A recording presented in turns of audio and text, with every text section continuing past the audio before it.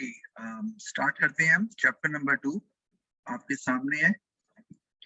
तो ये आ गया क्लासिफिकेशन ऑफ बिजनेसेस।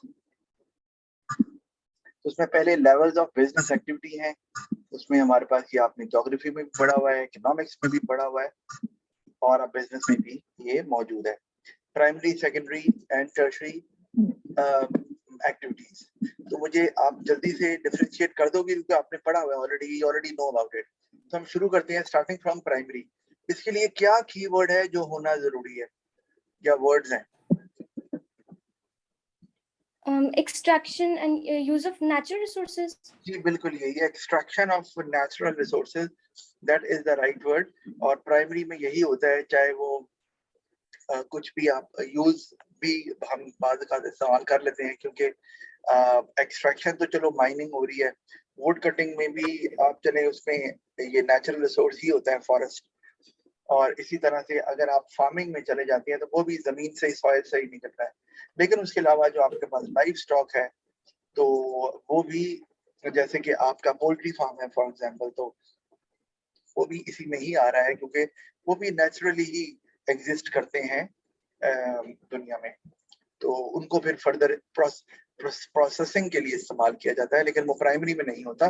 तो प्राइमरी में बेसिकली जो रॉ मटेरियल है, बेसिक इंग्रेडिएंट्स, उनको एक्सट्रैक्ट करते हैं या कलेक्ट करते हैं फ्रॉम द नेचर।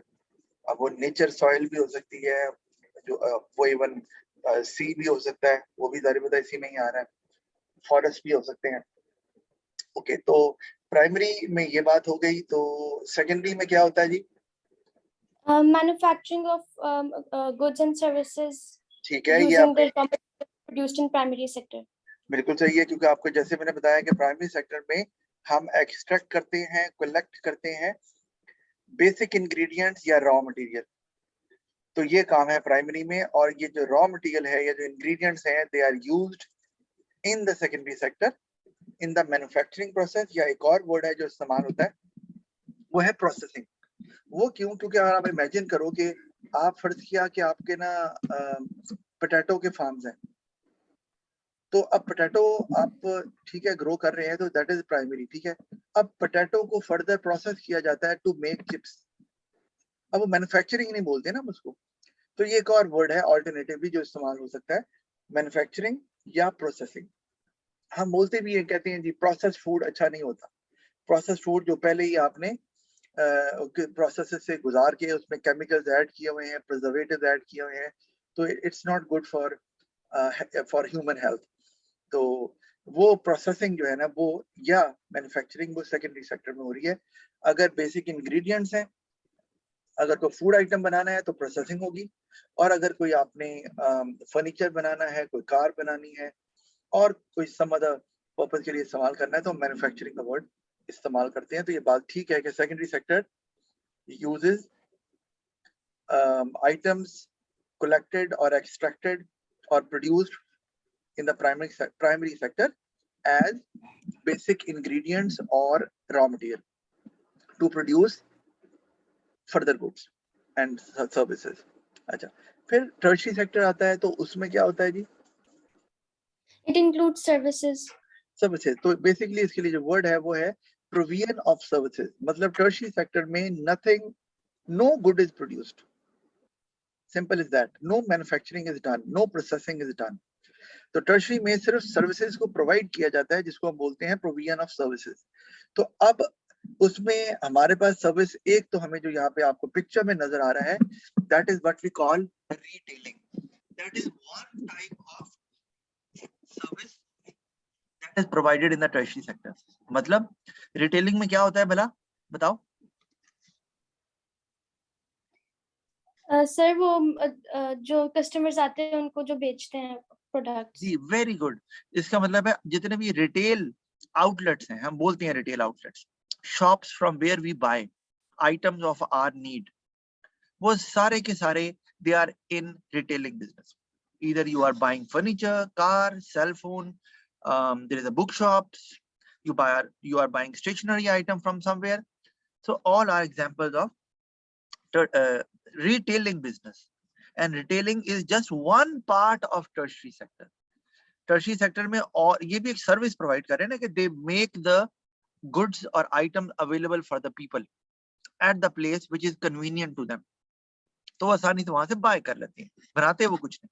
अच्छा, ये एक one part of tertiary sector है। इसके अलावा और कौन सी एक्टिविटीज आ सकती हैं टर्शियरी सेक्टर में?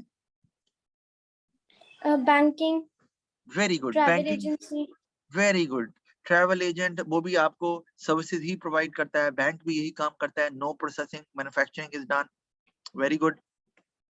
इसी तरह इंश्योरेंस है, ट्रांसपोर्टेशन है, कम्युनिकेशन है, एडवर्टाइजिंग है, वेयर हाउसिंग है, तो सिनेमा हाउस हो गया, रिक्रिएशन स्पॉट्स हैं, तो ये all are examples of tertiary sector. Even teaching हो गया, सर्विसेज ऑफ अ डॉक्टर हो गया, इंजीनियर हो गया, तो ये सब इसी में आ रहे हैं। जो सर्विस मैं प्रोवाइड कर रहा हूँ आपको, of course it is also part of tertiary sector. तो ये आपने ज़हन में रखनी है बात। अच्छा, ये अब आप एग्जांपल आसानी से दे सकते हैं क्योंकि पेपर में एग्जांपल्स पूछी जाती हैं, डेफिनेशन भी पूछ लेते हैं और एग्जांपल्स भी पूछते हैं, तो आपके ज़हन में होनी चाहिए। कभी एक एग्जांपल पूछ लेते हैं, कभी दो भी पूछ सकते हैं। Alright, now we will be into, again we have discussed that, तो primary is basic production, agriculture, forestry, mining, fishery आपको पता है अच्छे तरीके से। फिशरी भी, क्योंकि ये भी एक्सट्रैक्शन ही हो रही है किस्म की, क्योंकि सी को भी लैंड ही कंसिडर किया जाता है, तो फिशरी भी एक्सट्रैक्शन ही हो गई ना। तो उसके बाद सेकेंडरी सेक्टर, वैसे भी आपको पता है सी से ऑयल भी निकाला जाता है, वो भी एक्सट्रैक्शन ही है। तो secondary sector production of goods, industry, construction, craft, वो व्हाटएवर इट इज जो आपको पता है। और टर्शरी में सर्विसेज आती हैं, trade, banks, transport, education, culture, health वगैरह वगैरह जो भी है, तो you already know about it. So moving onwards, हम बात थोड़ी सी कर लेते हैं कि टाइप्स ऑफ कंट्रीज, जो ओवरऑल वर्ल्ड में एग्जिस्ट करती हैं, वो दो तरीके से उनको कैटेगराइज करते हैं।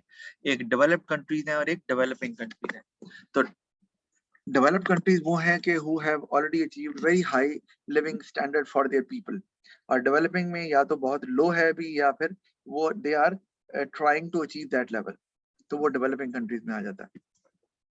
तो आपने ये याद रखना है कि डेवलप्ड कंट्रीज में overall living standard does not vary from one area to another, के मतलब अगर आपने कभी मूवीज भी देखी हो तो आपको पता होगा कि आप अगर आप विलेजेस में चले जाएं, यूके में चले जाएं, आप कनाडा में चले जाएं, आप अमेरिका में चले जाएं, जापान में चले जाएं, तो they are not the villages which we imagine. वहां पर हर तरह की डेवलपमेंट मौजूद है, इलेक्ट्रिसिटी है, घर हैं, रोड बेहतरीन बनी हुई हैं। तो सिर्फ वो ये है कि वो आप कह लें कि एक काइंड ऑफ अ लैंडस्केप होता है, जिससे वी गेट टू नो कि अच्छा ये खुला एरिया है, तो यहाँ पर अभी इतनी कंस्ट्रक्शन नहीं है और क्रॉप्स ग्रो कर रहे हैं, तो देन वी आइडेंटिफाई कि ये एक आप कह लें कि कंट्री साइड एरिया है या एक विलेज है। तो ये डेवलप कंट्रीज में होता है, तो उसमें ओवरऑल लिविंग स्टैंडर्ड जो है वो it's up to the mark. So whether you are living in the center of the city or in the outskirts of the city, yes, there is a difference, but not to that extent which is found in developing countries. अब अगर आप पाकिस्तान को ले लें या India को ले लें या बांग्लादेश को ले लें या और इस तरह की और साउथ एशियन कंट्रीज को ले लें, तो वहां पर आपको नजर आएगा there is a big difference कि विलेजेस में तो बिजली भी मिली हुई है, लेकिन मकान और जो ओवरऑल सूरत हाल है, रोड्स हैं, बाकी फैसिलिटीज हैं, वो उस तरह से अवेलेबल नहीं है which are available in the other parts of the country. Even के आप विलेजेस को छोड़ दो, छोटे बड़े शहर हैं उनमें ह्यूज डिफरेंस है। आप पाकिस्तान के शहर ले लो, सरगोदा ले लो, चिन्योट ले लो, तो they are not well developed. अगर आप लाहौर को ले लो, कराची को ले लो, इस्लामाबाद को ले लो, तो वहां पर आपको ये डेवलप्ड सिटीज माने जाते हैं। तो इवन सिटीज में भी फर्क है। तो विलेजेस का तो हाल ही बहुत बुरा है, तो there is a huge difference. और आपको पता है almost 65% of the population of Pakistan lives in villages. तो इसीलिए ओवरऑल पॉवर्टी जो है वो ज्यादा प्रिवेल करती है पाकिस्तान के अंदर। अच्छा, अब यहाँ बताने का मकसद क्या है कि ये कि डेवलप्ड कंट्रीज में नॉर्मली चूंकि ओवरऑल लिविंग स्टैंडर्ड तो एक जैसा हमें नजर आता है, मैंने आपको बता दिया, डेवलपिंग में नहीं होता।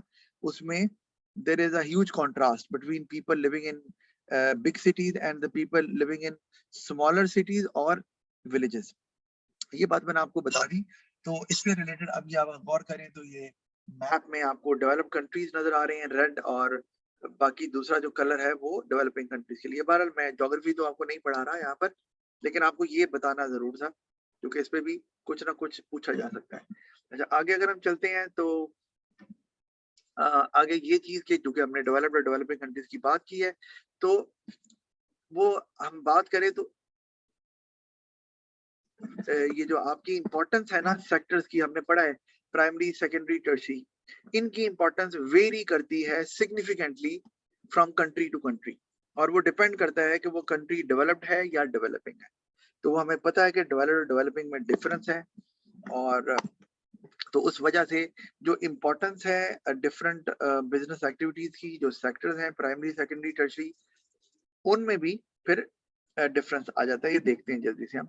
ये एक आपको फिगर्स दी गई हैं, लेटेस्ट तो नहीं ऑफ कोर्स, लेकिन इससे आइडिया हो जाता है कि why UK is called a developed country, because UK actually is not dependent on primary sector और सेकेंडरी सेक्टर heavily.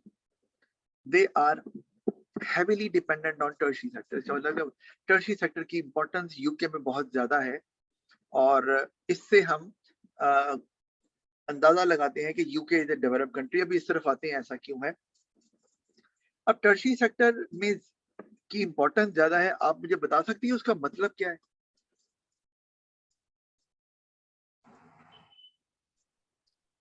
ये 74, अच्छा no idea, okay no problem, कि 74% डिपेंडेंसी यूके की इकोनॉमी की is on the tertiary sector in terms of employment and output. क्योंकि output मैंने आपको बताया था कि दो ही तरह से होती है, या गुड्स या सर्विसेज। तो टर्शियरी सेक्टर में तो ऑफ कोर्स सर्विसेज ही होती है। तो यूके की जो इकोनॉमी है वो बेस करती है heavily on tertiary sector in terms of their GDP या आउटपुट जो प्रोड्यूस होती है, ठीक है, और के वहां पर सबसे ज्यादा जो लोग हैं वो एम्प्लॉयड हैं टर्शियरी सेक्टर में, और सबसे ज्यादा जो आउटपुट प्रोड्यूस होती है वो भी टर्शियरी सेक्टर में ही होती है। अमेरिका को ले लें, वहां पर भी यही हिसाब है, यानी कि टर्शियरी सेक्टर पे हेवीली रिलाई किया जा रहा है, और प्राइमरी पे देख लें 3% है, तो ऑलमोस्ट ना होने के बराबर रिलायंस है, और सेकेंडरी पे भी बहुत कम है। अब सवाल ये आया कि टर्शियरी सेक्टर पे ज्यादा रिलायंस क्यों है, इसके बारे में कोई आइडिया है? ये तो हमें पता चल गया कि डेवलप कंट्री को हम पहचानते हैं कि वो उसकी डिपेंडेंसी किस सेक्टर पे ज्यादा है। अगर टर्शियरी पे ज्यादा है तो ऑफ कोर्स वी, और सिग्निफिकेंटली ज्यादा है, जैसे कि यहाँ नजर आ रहा है कि 74 और 3 में, या 74 और 23 में कोई आप कह रहे हैं मुकाबला नहीं है। even if we sum up primary and secondary sector 23 plus 3 26, even if जो है ना वो एक सिग्निफिकेंट फिगर नहीं है in comparison to tertiary sector figure जो कि 74% है, जैसे पता चल रहा है कि ये डेवलप्ड इकोनॉमी है।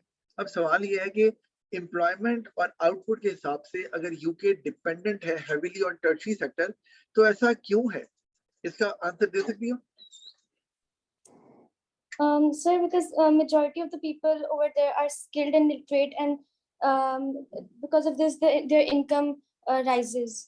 Okay, very good. Yes, very relevant कि एक चीज के लिटरेसी रेट डेवलप्ड कंट्रीज में ज्यादा होता है, and when they are literate, you know that in tertiary sector people do not have to work physically, they have to use their minds and to work.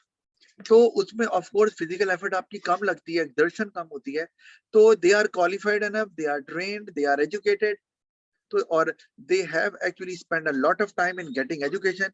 जैसे think about doctor, engineer कितना time लगाते हैं studies में, आपको पता ही है।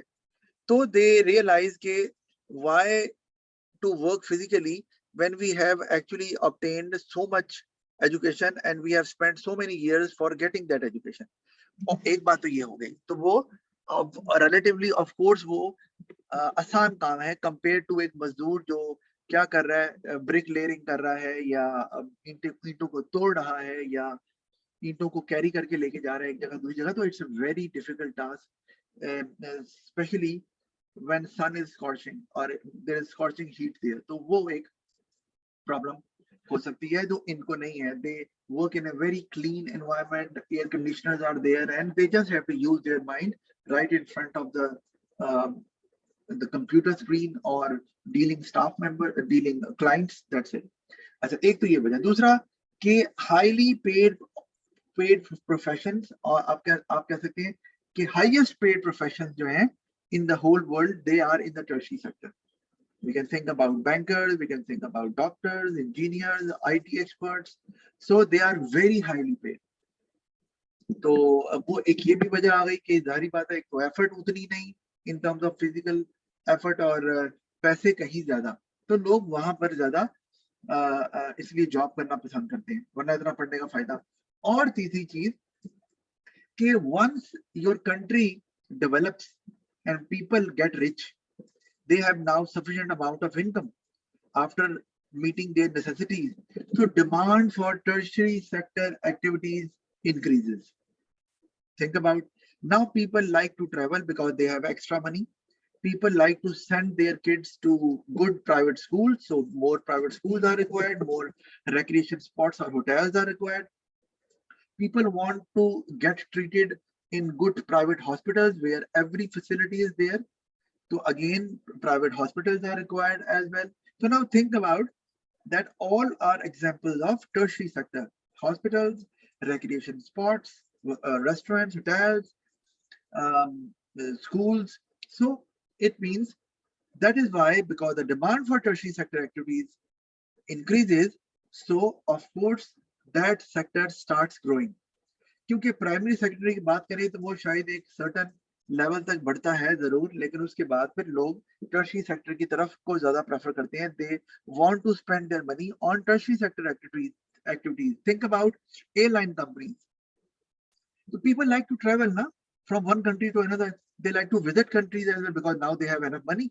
तो ज्यादा पैसा तो उसी पे लगेगा ना. आप इमेजिन करो, गाड़ी ले लिया, फर्नीचर ले लिया, घर ले लिया, दैट्स इट. आपने अब वो खर्चा तो नहीं करी जाना, लेकिन ट्रैवल लोग बहुत करते हैं, रेस्टोरेंट भी बहुत जाते हैं, स्कूल भी रोज भेज रहे हैं, हॉस्पिटल भी आना जाना लगा रहता है. तो ये वो चीजें हैं जिनकी डिमांड फिर बढ़ती जाती है, क्योंकि नाउ पीपल कैन अफोर्ड.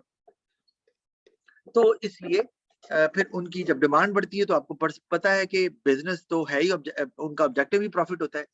तो when they see that there is more profit in tertiary sector activities, people start investing in tertiary sector businesses. Simple as that, because demand is on the higher side, so more profit can be earned. तो मैंने आपको ये बता दिया अब कि employment क्यों ज्यादा होती है यूके में या डेवलप्ड कंट्रीज में, आउटपुट क्यों ज्यादा होती है. तो आई थिंक ये now it should be crystal clear to you. Yes. All right. So are you noting down something or points, because everything is not there in my notes or even in the book as well? Yes, I'm writing down notes on the notes. Oh, very good. All right. The examples I'm giving, you can write a hint over it as well, or the points I'm making, the justification I'm giving it to you. This is very important for your analysis and for your evaluation. Remember. So whenever you skip a point, do let me know.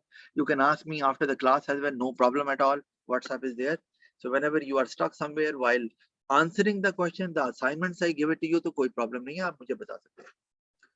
अच्छा, फिर आगे चलते हैं. Malaysia को आप देख लें तो still yes, it is a developing country, but again you can say that reliance on tertiary sector is increasing, so they are on the right path. Primary पे लो है, सेकेंडरी पे भी लो है, और टर्शियरी पे बढ़ रहा है, but still it is not a developed country according to these numbers. और वो उसकी वजह ये है कि आप पीपल अब जो सेकेंडरी सेक्टर है उसमें एक सबसे ज्यादा इंपॉर्टेंट चीज है जो रिक्वायर्ड होती है, और वो क्या है भला? For secondary sector to grow, what is the most important item which is required? Industries. Industry तो जरूरी है, उसके लिए हमें चाहिए capital, equipment, machinery, technology. This is extreme. Why? Because now processing will be done, manufacturing will be done. So if you have to produce large numbers, only labor can't do it, because labor will be very slow. Humans make mistakes. They can't work 24 hours a day. तो आपको वहां पर फिर technology चाहिए, fast technology, computers चाहिए, robots चाहिए, और यही हो रहा है डेवलपिंग कंट्रीज में. चाइना को ले लो, China is still a developing country, all that is growing at a rapid pace, और इसी वजह से अमेरिका को उससे प्रॉब्लम भी चल रहा है. The fastest growing economy is China, लेकिन आबादी चूंकि ज्यादा है तो अभी वो डेवलप नहीं हुआ, लेकिन उसका जो स्पीड है डेवलप होने की या डेवलपमेंट पे पहुंचने की वो बहुत तेज है, कोई कंट्री उसका मुकाबला नहीं कर पा रहा. अच्छा, तो उसमें फिर आपको जब आपके पास फाइनेंस होता है, कैपिटल आता है, तो तब फिर आप सेकेंडरी सेक्टर पर तवज्जो देना शुरू करते हैं और ज्यादा प्रोडक्शन फिर सेकेंडरी सेक्टर पे होना शुरू हो जाती है. Then you start exporting as well. Sorry. और आपको पता है China is exporting all over the world. और हमें नॉर्मली हम एसोसिएट करते थे चाइना, बल्कि हम मजाक भी करते हैं दोस्तों से, आपको पता होगा कजन से, ओ ये चाइना का है, मतलब चाइना मतलब 2 नंबर. लेकिन चाइना ने इसको बुरा नहीं माना. चाइना ने क्या किया कि चाइना ने हर वो चीज बनाई जो कि लोगों ने मांगी. चाइना को कहा लोगों ने 1 नंबर बना दो, 1 नंबर बना दी. चाइना को कहा 2 नंबर बना दो, चाइना ने 2 नंबर बना दी. किसी ने कहा 3 नंबर बना दो, चाइना ने 3 नंबर बना दी. Because China wants to make use of their people and the technology they are having. They wanted to learn the art of how to grow in the secondary sector. और वो उन्होंने इस तरह से चीजें बनाकर अपना टारगेट अचीव कर लिया. Now China is producing high quality products. मैं आपको उसकी recent examples अगर दे दूं, आपको पता है भी एक recent जो launch है, अभी उसकी वजह से कोई अभी तक किसी कंज्यूमर ने अभी बाय नहीं किया, वो है एक गाड़ी है चेरी टीगो 8 Pro. पता है आपको उसके बारे में? No, sir. नो. आपको चेंगान ओशान X7 के बारे में पता है? नहीं पता? No. नो, कोई बात नहीं. Because these are the recent launches from China and these are actually very high in technology cars. And when you will see those cars, you can write the names as well, and very soon you will be watching those cars running on the roads and people will be preferring to buy those because these are very high quality cars and there are very advanced features which are not found in other cars, and they are far better in engine, the interior they are having, the body, they are spacious. So, and the comfort level while when you sit in one of those cars, you feel that you are actually in your drawing room. जिस तरह sofa नहीं comfortable होता, उस तरह से comfortness आपको महसूस होना होती है. तो इसका मतलब है China is into that as well और क्वालिटी इज इंप्रूविंग. तो सेकेंडरी सेक्टर को चाइना ने उठाया है क्योंकि सेकेंडरी सेक्टर. और आपको एक और बताऊं कि पहली गाड़ी जो पाकिस्तान से एक्सपोर्ट हुई है in the history of car manufacturing इन पाकिस्तान, क्योंकि चाइना पाकिस्तान में आके गाड़ियां बना रहा है, तो फायदा पाकिस्तान का हो रहा है.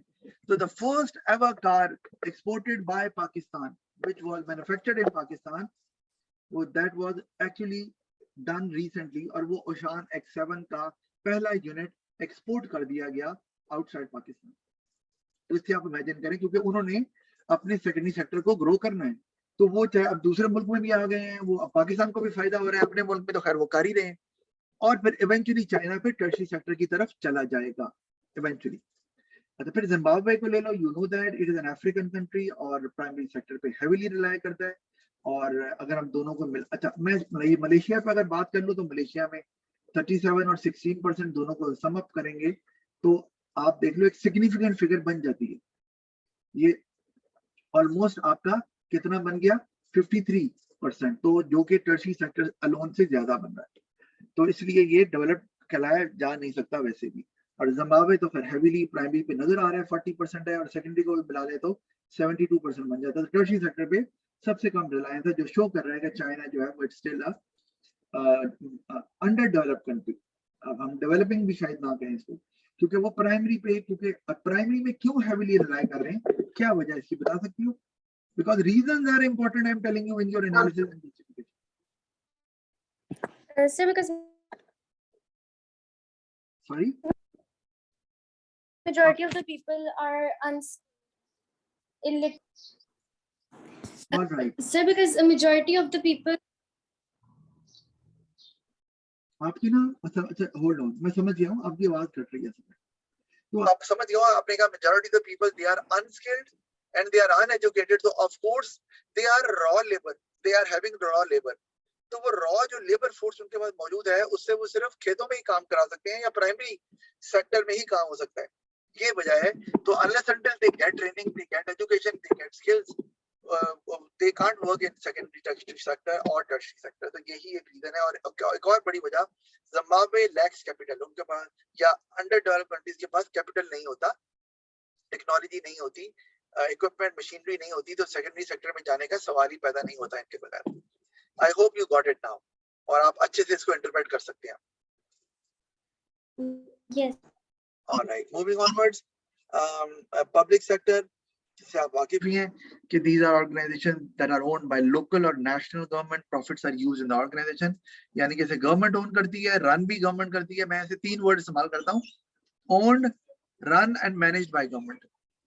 ये पब्लिक सेक्टर होता है। प्रॉफिट वो जरूर अर्न कर सकती है, लेकिन वो गवर्नमेंट पब्लिक के वेलफेयर के लिए इस्तेमाल करती है। और जो पिक्चर बनी हुई है ये इंग्लैंड में लंदन है, उसमें बिग बेन बहुत मशहूर जगह है। तो ये किस्म का उनका पार्लियामेंट हाउस है जहाँ पे सारे लॉज बनाए जाते हैं। तो ये पब्लिक सेक्टर में ही आ रहा है, इसलिए पिक्चर इसकी हमें नजर आ रही है। अच्छा, इसी तरह प्राइवेट सेक्टर है तो वो of course these are businesses that are owned by private individuals and they keep any profit because their main objective is profit. वो आपको अच्छे से पता है।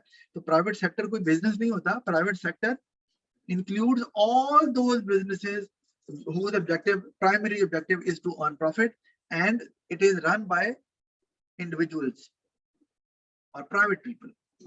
Important मेरे ख्याल इन दोनों में तो कोई प्रॉब्लम नहीं है आपको, ठीक है ना? पब्लिक और प्राइवेट सेक्टर। Yes. पब्लिक का ये याद रखना है कि पब्लिक सेक्टर का जो ऑब्जेक्टिव है वो पब्लिक वेलफेयर होता है, benefit of the people of the country, और प्राइवेट का अपना प्राइवेट बेनिफिट यानी कि profit.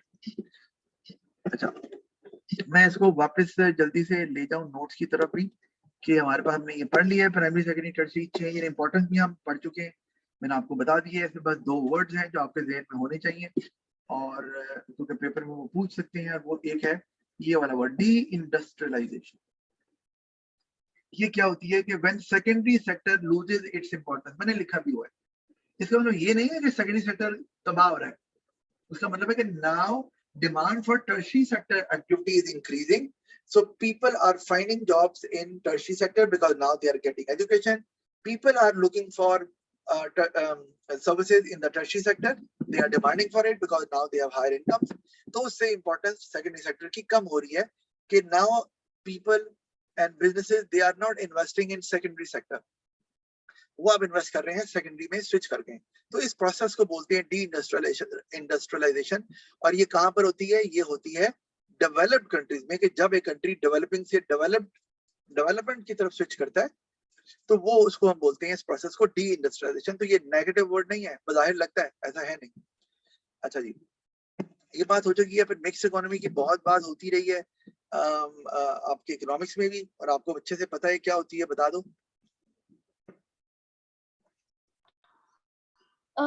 Sir, mixed economies where both the public and private sectors exist. बिल्कुल ठीक है, और लिखा भी हुआ है यहाँ पर। और इसमें पब्लिक सेक्टर भी है, प्राइवेट सेक्टर भी है। यानी कि आप अगर प्राइवेट स्कूल में पढ़ती हो तो प्राइवेट सेक्टर है, अगर आप गवर्नमेंट स्कूल में चली जाती हो वो पब्लिक सेक्टर है। बिल्कुल ठीक है। इसी तरह प्राइवेट बैंक भी हैं, गवर्नमेंट ओन्ड बैंक भी है, जैसे नेशनल बैंक ऑफ पाकिस्तान है वो गवर्नमेंट का है, एमसीबी हो गया वो प्राइवेट बैंक है। इस तरह हॉस्पिटल्स भी हैं, गवर्नमेंट के भी हैं, प्राइवेट के भी हैं, तो दोनों चल रहे हैं साइड बाय साइड। बिल्कुल सही। अच्छा, एडवांटेजेस आप जल्दी से खुद से पढ़ लो और मुझे बताओ कौन सा एडवांटेज समझ नहीं आता या अब उस पॉइंट को डेवलप नहीं कर सकती। जल्दी से पढ़ो, I am giving you time.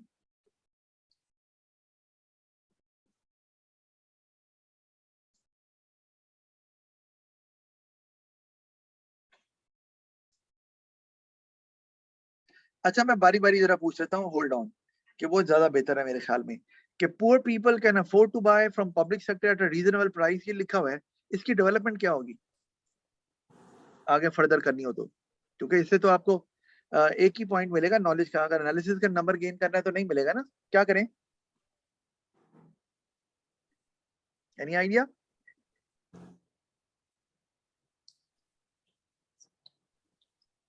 Still thinking? Because public sector works for social welfare and not for the profit. Yeah, that is right. But poor people can afford to buy at reasonable price. That is fine. So it means they can lift their living standard.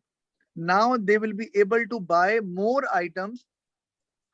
Okay, because now they are cheap, so they will have extra money to buy other items as well, which they were not able to buy. Yeah, they would not be able to buy if there would have been a private sector जो कि provide कर रहा था ये चीजें। तो public sector से ये एडवांटेज हो रहा है कि लिविंग स्टैंडर्ड लिफ्ट हो जाता है, बढ़ जाता है और वो दूसरी चीजें भी बाय कर सकते हैं। इस तरह से डेवलपमेंट बनती है। जो आपने कहा वो भी आपकी बात ठीक है, क्योंकि प्राइवेट सेक्टर, वो बात ठीक है आपकी, वो भी लॉजिक ठीक है कि वो उनका ऑब्जेक्टिव प्रॉफिट होता है तो दे चार्ज हायर प्राइस, तो उससे, लेकिन इन द एंड आपको बताना यही पड़ेगा कि लिविंग स्टैंडर्ड फिर लोगों का लो हो जाएगा, या जो पुअर पीपल हैं they will fall into miserable poverty, रोटी भी नहीं मिलनी फिर उनको, या बेसिक नेसेसिटीज भी पूरी नहीं होनी। फिर private sector produces goods according to peoples wants, तो आगे मैंने बता दिया। So rich people can also satisfy their wants, क्योंकि रिच पीपल क्या चाहते हैं कि हमें बेटर क्वालिटी मिले, money does not matter to them. तो अगर वो अच्छी चीज लेना चाहते हैं तो they contact private sector, they join private sector, they approach private sector, और जितने भी वो पैसे लेना चाहते हैं वो देने के लिए तैयार होते हैं। अदरवाइज अगर प्राइवेट सेक्टर ना हो तो अमीर लोगों को भी पब्लिक सेक्टर से चीजें लेनी पड़ेंगी, और public sector might not be able to provide the quality they desire, और उस वजह से रिच पीपल अनहैप्पी रहेंगे कि हमारे पास पैसे हैं लेकिन चीज नहीं है। जैसे एग्जांपल है कि अगर ये प्राइवेट सेक्टर में गाड़ियां ना होती और सिर्फ गवर्नमेंट ही गाड़ी बना रही होती पाकिस्तान में, और बनाती गाड़ी मेहरान, सुजुकी मेहरान, तो अब सुजुकी मेहरान अमीर बंदे ने तो नहीं ना लेनी, उसने तो लेनी है ऑडी या फॉर्च्यूनर या मर्सिडीज बेंज लेनी है, बीएमडब्ल्यू लेनी है, तो उसके लिए फिर प्रॉब्लम हो जानी थी ना कि भाई मैं क्या करूं, मेरे पास पैसे हैं और गाड़ी कोई नहीं है। तो ये एक फायदा अमीर का हो रहा है, तो उसको भी हो गया। फिर government affairs in the private sector as well if pollution takes place और हार्मफुल गुड्स आर प्रोड्यूस्ड। तो आप जिस तरह सिगरेट्स का वर्ल्ड अगर हम देखें, पाकिस्तान को छोड़ दो, हमें नजर आता है सिगरेट जो है ना वो बैन किए गए हैं, you can not smoke it in the public area. इसी तरह अगर कोई प्राइवेट सेक्टर पोल्यूशन कर रहा है या कुछ ऐसा कर रहा है जिससे लोगों को अफेक्ट हो रहा है इन टर्म्स ऑफ हेल्थ, तो गवर्नमेंट इंटरफेयर कर सकती है in the private sector as well. Imagine करो ना, कोविड-19 जब आया था तो क्या गवर्नमेंट ने प्राइवेट स्कूल बंद नहीं किए थे? क्यों सकीना? Yes. यस। तो अब प्राइवेट स्कूल ये तो नहीं कह सकते थे हमारा स्कूल है हम तो चलाएंगे, नो। तो ये एक और बड़ा एडवांटेज है कि मिक्स इकोनॉमी में जब गवर्नमेंट को लगता है कि there is something wrong and it can affect the whole masses of people या large number of people, तो they can interfere in private sector as well to safeguard the interests of the people, वो चाहे in terms of health हो या किसी और sense में। फिर public sector provide job security and private sector provide better pay structure and chances of promotion. Yes, कि public sector में तो आपकी जॉब सिक्योरिटी जरूर होती है, ये बात सही है। एक दफा जॉब मिल गई फिर बुढ़े होकर रिटायर होना है, ये बात ठीक है, लेकिन पैसे ज्यादा नहीं होते। प्राइवेट सेक्टर में पैसे अच्छे मिलते हैं और उसमें तरक्की के चांसेस भी होते हैं कि आप यंग एज में you can go up the ladder, आप अच्छी पोस्ट पे चले गए। पब्लिक सेक्टर में ये नहीं होता, उसमें ये है कि आप with your age you get promoted, तो वो स्लो प्रोसेस चलता है। तो चॉइस इज योर्स ना, लोगों की मर्जी है कि वो जॉब सिक्योरिटी को प्रेफर करते हैं, क्योंकि प्राइवेट सेक्टर में तो जॉब सिक्योरिटी नहीं होती। जब भी प्रॉफिट नहीं होगा तो private sector can ask people to leave कि भैया हमें प्रॉफिट नहीं हो रहा, आपकी जरूरत नहीं है, थैंक यू वेरी मच। तो वो उनकी मर्जी है कि वो जॉब सिक्योरिटी को प्रेफर करते हैं या वो एक अच्छे लाइफस्टाइल को, कि जी हमें अच्छी पे मिलेगी, देखी जाएगी जब जॉब जाएगी, तो हमने अच्छे पैसे इकट्ठे करने हैं, हमने प्रमोशन हासिल करनी है, ऊपर जाना है रैंक में ज्यादा जल्दी से जल्दी, तो ये लोगों को चॉइस मिल जाती है मिक्स इकोनॉमी। और लास्ट चीज जो रह गई है वो हमारे पास प्राइवेटाइजेशन है, और ये प्राइवेटाइजेशन में आपको बताता हूँ। हम अगली क्या कहते हैं, ये सेशन एक्सपायर हो रहा है अभी, वैसे हैं 3 मिनट 2 मिनट, तो मैं शायद इसको खत्म कर लूँ होपफुली, लेकिन मुझे लगता है मैं नहीं कर पाऊंगा, इसलिए बेहतर है आप दोबारा ज्वाइन कर लो। Okay.